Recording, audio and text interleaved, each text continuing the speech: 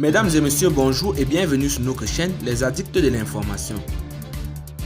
Le but est de vous informer sur l'échelle continentale et aussi mondiale. Mais avant de commencer, si vous êtes nouveau, n'hésitez pas de vous abonner et aussi d'activer la cloche de notification pour ne rater aucune de nos prochaines vidéos. Le peuple malien passe à la vitesse supérieure en passant à la désobéissance civile au ordre édicté par la CEDEAO.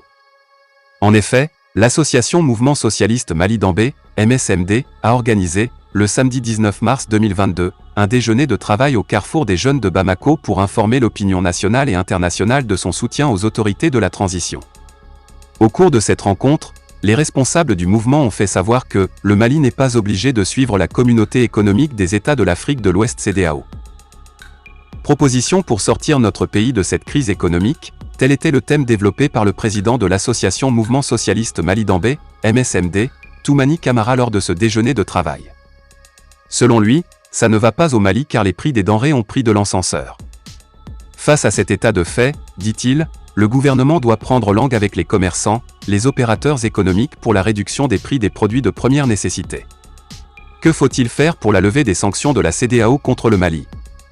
Selon Toumani Camara, le Mali n'est pas obligé de suivre la CEDEAO, car tôt ou tard, une solution sera trouvée. Dans la même veine, il a félicité les autorités guinéennes et mauritaniennes qui ont ouvert leurs ports aux opérateurs économiques du Mali.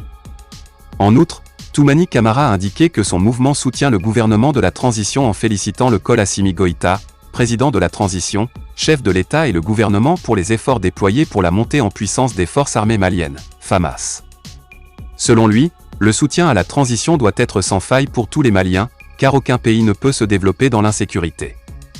Par ailleurs, il a souhaité la stabilité avant la tenue des élections au Mali. La sécurité des Maliens vaut mieux que tout, a précisé Toumani Camara.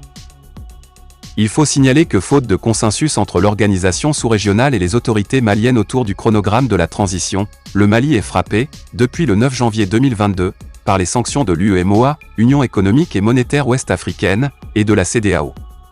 Ces sanctions économiques et financières sont entre autres, fermeture des frontières entre les pays de la CEDEAO et le Mali, suspension de toutes les transactions commerciales entre les pays de la CEDEAO et le Mali, gel des avoirs de la République du Mali dans les banques centrales et commerciales de la CEDEAO, etc. C'est donc sur ce petit pas d'information que nous allons nous séparer. Partagez la vidéo avec les amis si vous l'avez trouvée intéressante, abonnez-vous à la chaîne si ce n'est pas encore fait et à très bientôt pour de nouvelles vidéos. Bye bye.